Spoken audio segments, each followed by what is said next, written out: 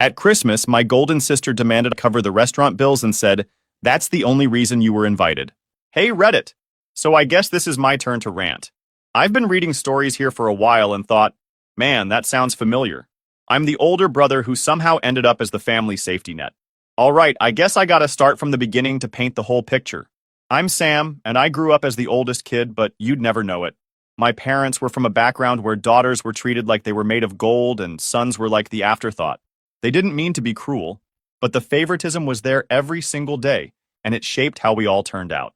Emily was the queen of the house. She was always praised, always defended, always first in line for anything she wanted. For example, when Emily was in high school, she didn't have to get a job. She got new clothes, new supplies, even a laptop when she started college. I used a secondhand one that barely turned on. She could spend weekends with friends, join clubs, hang out. And I had to mow lawns and stock shelves at a store to pay for stuff like gas and even some school fees. My parents would tell me they were proud, but they wouldn't let me forget that Emily needed to focus on school. It's not like Emily was evil or anything, but she knew she had the power. She learned real quick that crying or asking nicely would get her what she wanted. I remember one time she wanted a class trip to another city. My dad said it was expensive, but Emily pouted, Mom jumped in, and next thing you know, trip paid in full.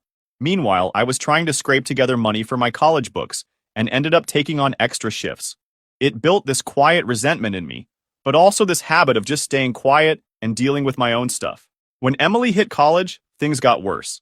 She had zero financial sense because she never had to learn it. She wanted to live on campus, parents paid. Luke came into the picture around then. He was older. Emily acted like she was saving him, like they were this perfect couple starting a family. My parents weren't thrilled, but they still opened their wallets. Luke was polite enough, but I could tell he was the type who was okay with people taking care of him. I think the biggest slap in the face was how she'd barely come home, except to ask for things. Meanwhile, I was home visiting, helping with chores, talking to Dad when he got sick, and she'd just breeze in like a celebrity. When Emily got pregnant with Kara, Mom was over the moon. I was happy for her too, but it was like the royal baby was arriving. Everything was about them. Luke moved in eventually, and Dad just kind of shook his head but didn't fight it. They started covering some of their bills, buying baby stuff, all that. Emily wanted this small used car to get around. Dad said okay but couldn't pay for it outright, so he co-signed. Payments were dirt cheap, like $50 twice a month. She swore she'd handle it. Months went by, and one day the bank called the house looking for payment. Dad was confused. I was home that day and answered first. I couldn't believe it. She hadn't paid a single dime. Dad was furious. He called her, and she promised to catch up. Couple months later, another call. Dad had enough and told her to bring the car back. That's when she admitted she sold it for scrap because it needed repairs she couldn't afford. She sold a car she didn't even own fully, leaving Dad to pay the loan. I think that was the first real crack in the family image of Emily. But even then, they just gave her a lecture and paid the thing off. I kept my mouth shut because if I said anything, I'd be the bad guy. Looking back, I realize Emily was never taught consequences. Every mistake got covered. Every bill got paid. Luke probably saw this and thought, jackpot. To be fair, she could be sweet sometimes. And when the kids were born, she was a loving mom. But when it came to money and responsibility, it was like dealing with a teenager in an adult body. I learned to fend for myself and trust no one with my money. And Emily learned that someone would always pick up the slack. It's not a good mix, especially when you're siblings. A couple of years late, Emily's already got Kara and Kate. Luke's around, working some retail job with weird hours. I was working full-time, newly married to Diana, and we were doing okay, but not rolling in money. One night around 9:30, my phone rings. It's Emily, and she sounds panicked. She says, "Sam, we're out of money. We barely paid rent, and now there's nothing for groceries. The girls don't have lunches for school." Now I'm a sucker when it comes to my nieces. Those kids could ask for the moon, and I'd try to find a ladder. So I asked her how much she needed. She says $300. To me, that's a lot. But for a family of 4? She says she'll pay me back when Luke gets his next paycheck in 2 weeks. Okay, fine. I tell her I'll drive over with a check. When I get there, she's super thankful, says this will help them get through. I believed her. Next day, I'm at work and something is nagging me. I decide to call her to remind her to deposit the check. Luke picks up. He's casual, says she's not home. I ask where she went. He says, "Oh, she's out of town for that Chicago trip, remember? The gaming thing." This hit me like a brick. She'd mentioned some gaming convention in Chicago once or twice in passing. But I didn't think she was actually going, especially not when she just said she had no money for groceries. I asked, "What do you mean?" She said she needed money for groceries. Luke hesitated, then said something like, "Yeah, but she promised to pay it back." She really wanted to go. I was furious. I didn't yell because what's the point? I just said okay and hung up. That night, I told Diana and she was speechless.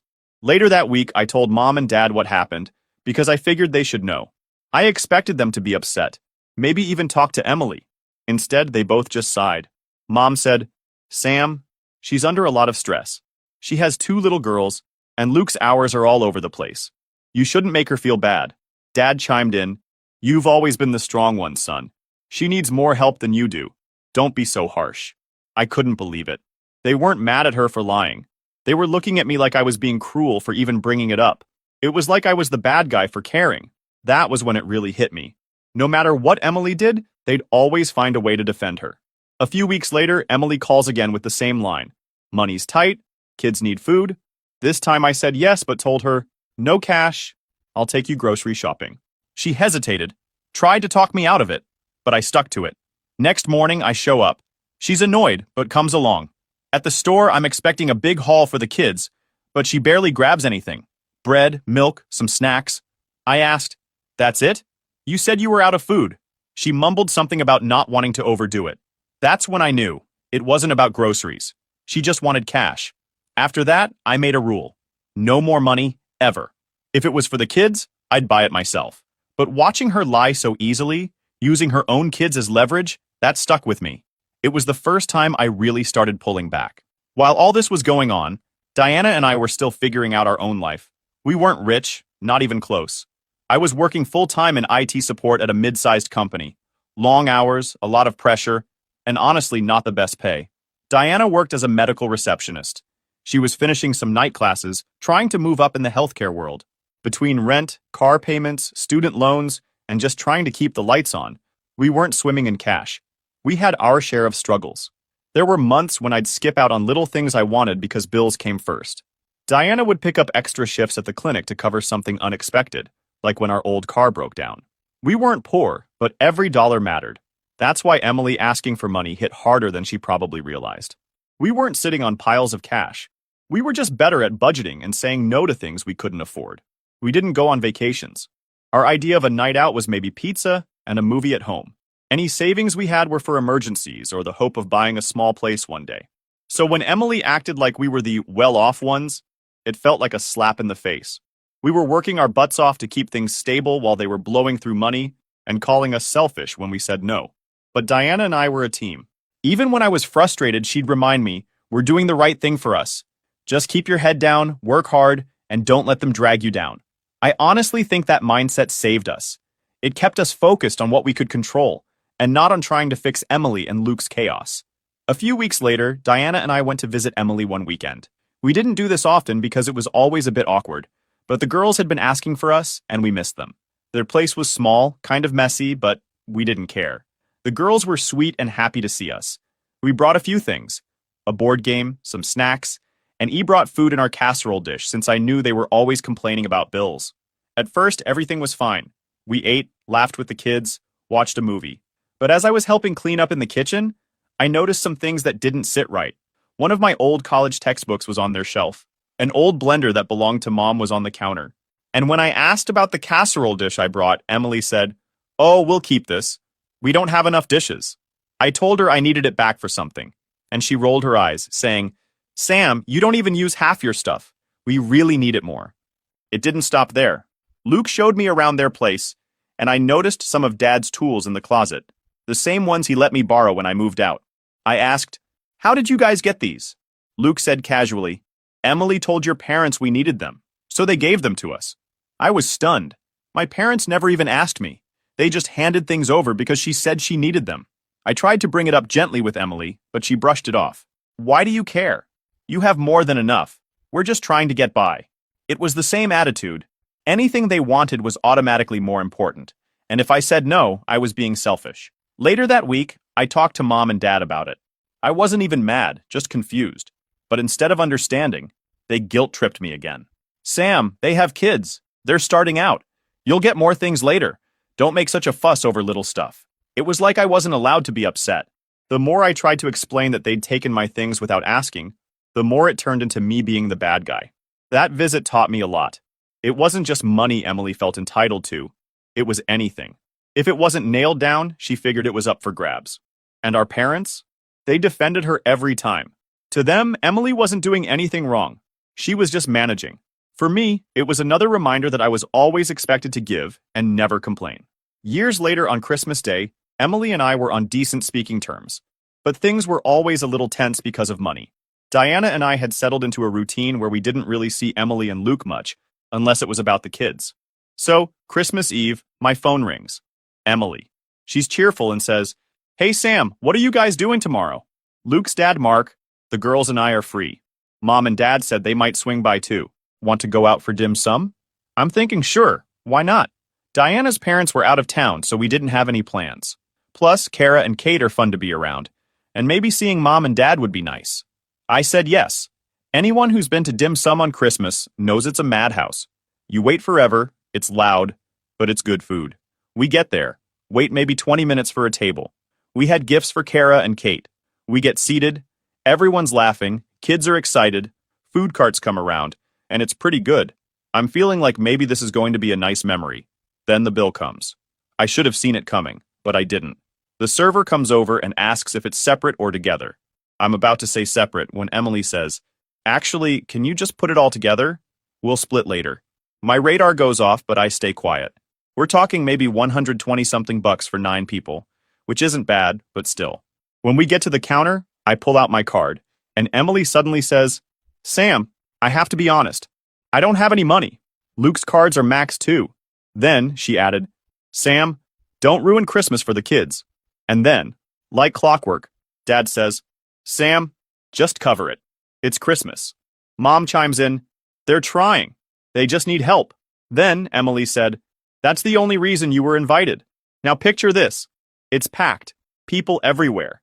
And my wife Diana is standing off to the side with Kara and Kate. Emily's basically saying if I don't pay, I'm ruining the holiday for Kara and Kate."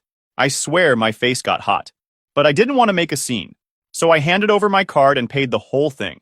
Emily then pulls out a crumpled $5 bill and says, "Here, it's all I've got."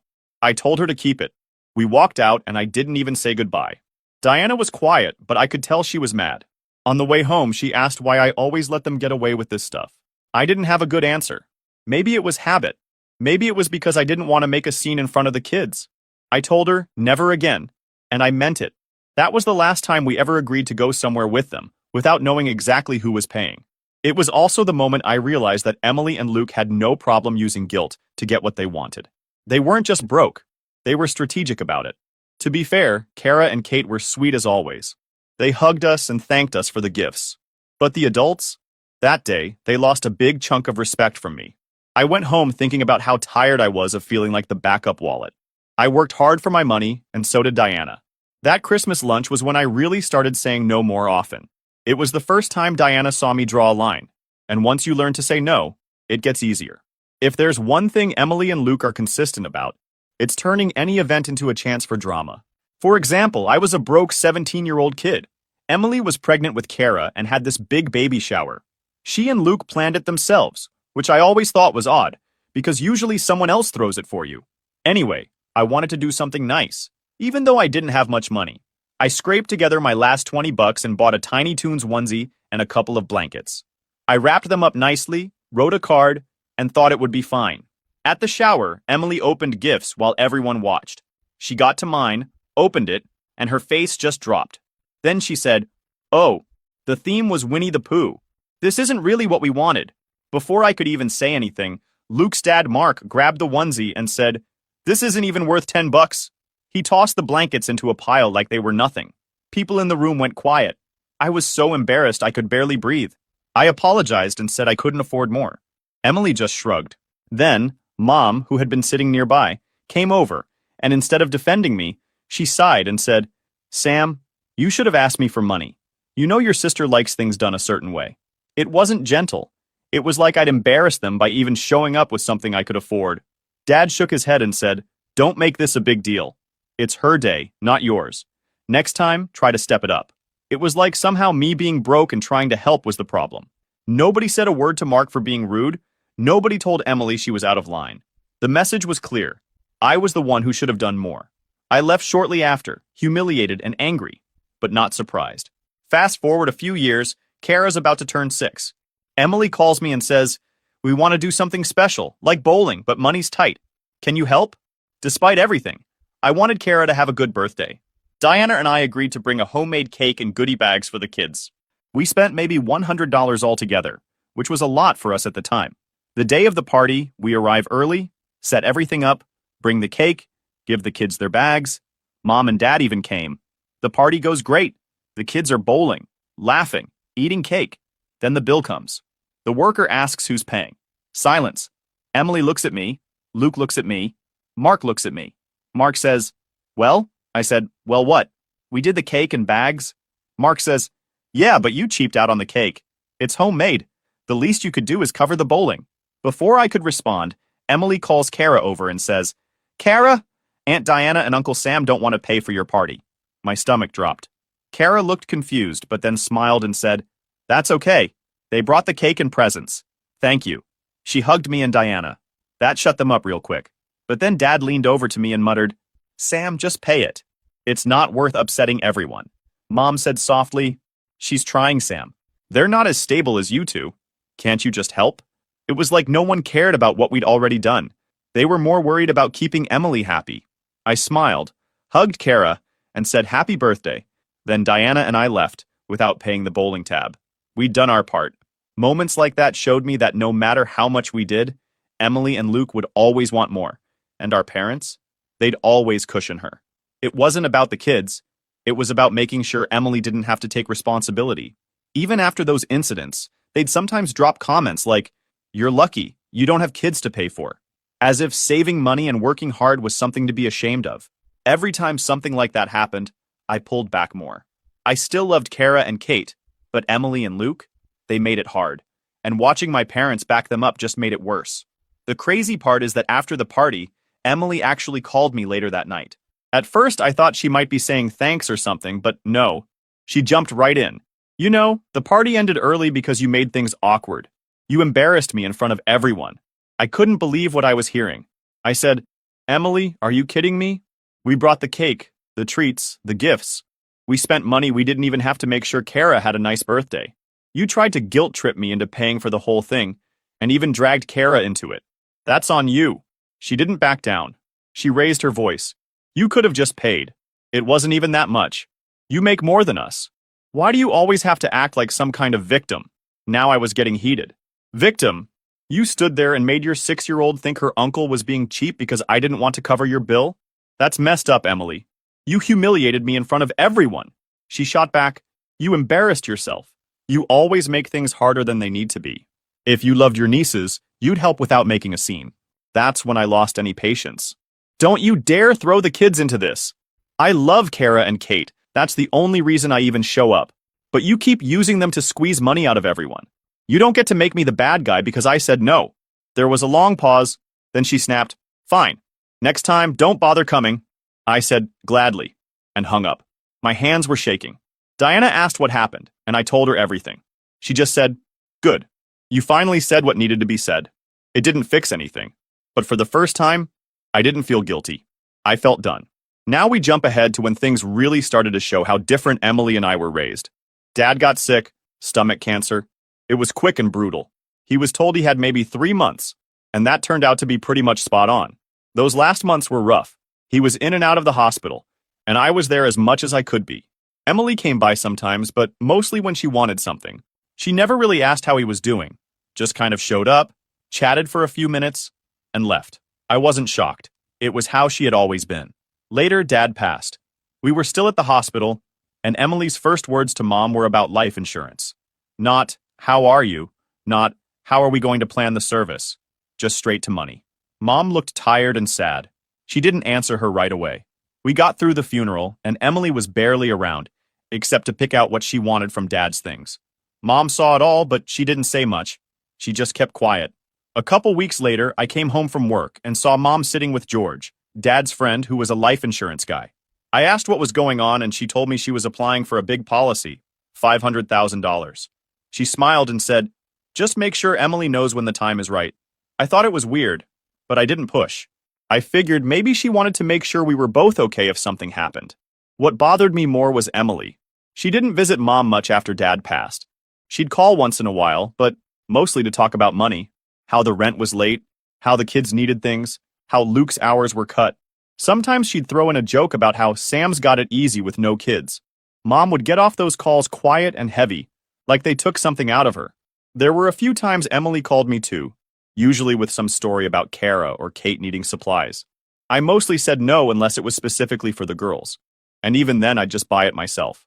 I wasn't going to hand over cash again. When I told Mom about it, she'd just sigh. She's struggling, she'd say, but even she sounded tired of the excuses. She seemed sadder, like she wished Emily would step up and be the daughter she believed she could be. It wasn't anger, it was disappointment, and that somehow hurt more. Then, about a month after Dad passed, Mom died suddenly. Heart attack and stroke. It was awful. I was crushed. Emily came to the hospital, hugged me, and then asked if Mom had the insurance. I said, yeah, she applied. We'll see what happens. Her face lit up. I didn't think about it at the time, but she looked almost excited. After the funeral, Emily kept asking about the policy. I told her we had to wait. A few weeks later, a letter came in the mail. I opened it. It said Mom's application hadn't been approved because of health issues. There was no payout. My heart sank, not because of the money, but because I knew what was coming. I called Emily to tell her. The reaction was unreal. She screamed at me. Luke got on the phone and started yelling about how they needed that money for rent, for bills, for their kids' future. Then we had to deal with everything they left behind. Dad was always good with money. He worked hard, saved what he could, and made sure there was something for us when they were gone. When all the dust settled, the estate was split evenly between Emily and me. It wasn't like winning the lottery, but it was a good chunk, enough to buy a modest house or pay off some debt and breathe a little easier. Diana and I decided to be practical. We bought a small house outright, paid off the little debt we had, and invested the rest. Nothing fancy, but safe. Emily and Luke? Different story. At first, they sounded smart. They bought a house, but instead of buying it outright, they put down maybe 10% and financed the rest. They also got a new used car. They seemed proud of themselves. I thought maybe they were turning things around. I really did.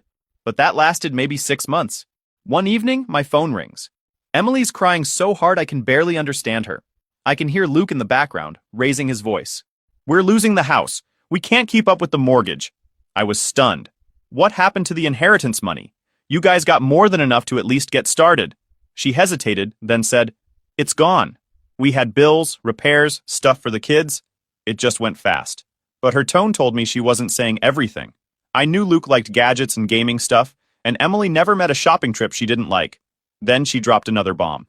The bank even offered us a deal. Pay a couple months and roll the rest into the loan. But Luke said no. He didn't think it was worth it. We decided to sell the house fast and just be done with it. I couldn't believe what I was hearing. Did you at least make any money from the sale? Barely, she admitted. A couple thousand. And she said it like it wasn't a big deal. A few months later, I got another call. Emily this time, not crying but clearly annoyed. We can't pay rent. Can you help? I said no, flat out. Suddenly, I hear Luke shouting in the background, loud enough to rattle the phone. Tell him he owes us. He stole part of our share. $10,000 from the estate. He took it. I could feel my blood pressure rising. What are you talking about? That money went to Mom and Dad's funeral, the headstones, legal fees, and fixing up the house so it could even sell. You both agreed to it. You signed off on it. Emily snapped back. We didn't know you were going to keep anything for yourself. You always think you're in charge. That was it. I told Diana I was driving over, and I did. When I showed up at their rental, Luke opened the door with his arms crossed. Emily was sitting on the couch, glaring. You've been stealing from us for years, Luke said. I laughed. Not because it was funny, but because it was insane. Stealing? You mean using my own money to pay for our parents' funerals? You mean keeping track of every dime so this mess didn't get worse? You agreed to all of it. I even said you didn't have to, but you did. And now you're calling me a thief? Emily jumped in. You think you're better than us because you save your money. You have no kids, no stress, no real bills. You hoard money while we struggle. I said, you struggle because you refuse to manage your lives.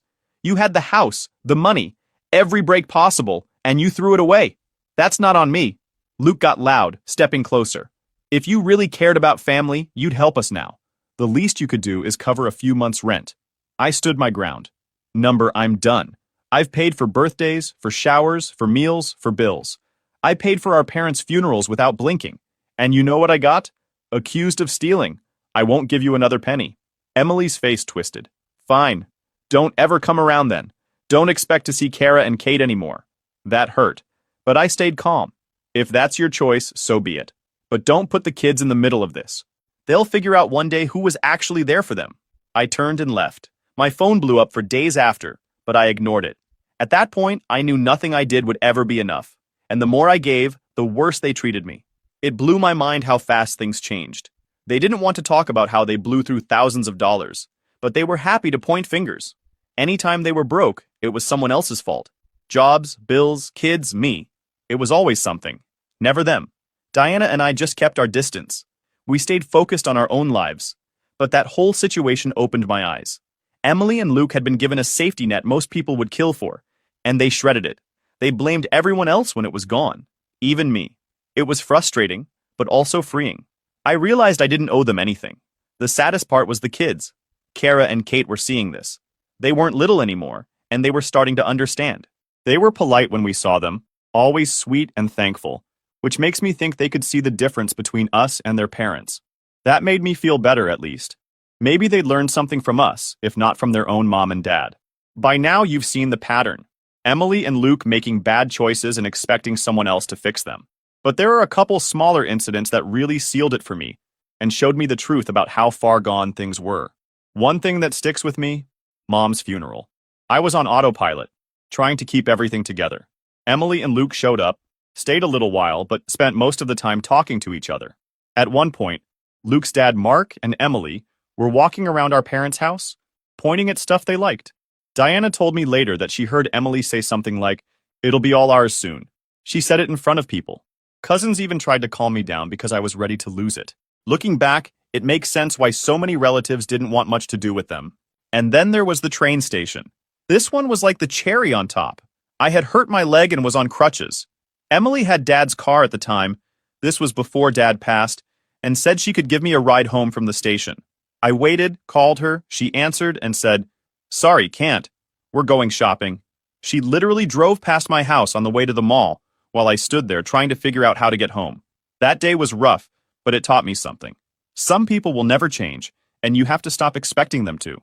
Before they died, Mom and Dad apologized to me for how they raised us. They admitted they treated Emily like she could do no wrong and didn't give me the same support. That meant a lot. I guess they saw it in the end. Maybe that's why Mom tried the life insurance thing, to teach Emily a lesson one last time. Now, Emily and Luke are still around, still making mistakes. They rent, they complain, they struggle, but never really settled. Luke bounced between jobs, retail, warehouse work, a short stint doing deliveries. Emily kept the same habits, always trying to live bigger than what they could afford. Sometimes they drop little comments about how I'm lucky or how Diana and I have it so good. But I know the truth. We worked for what we have. We learned the hard way. They never did. I keep my distance now. I don't hate them, but I don't trust them either. Life's calmer that way. The kids know we care, and that's enough for me. Maybe one day Emily will understand, but I'm not holding my breath. Now they're still struggling while the brother they accused of being selfish is just fine.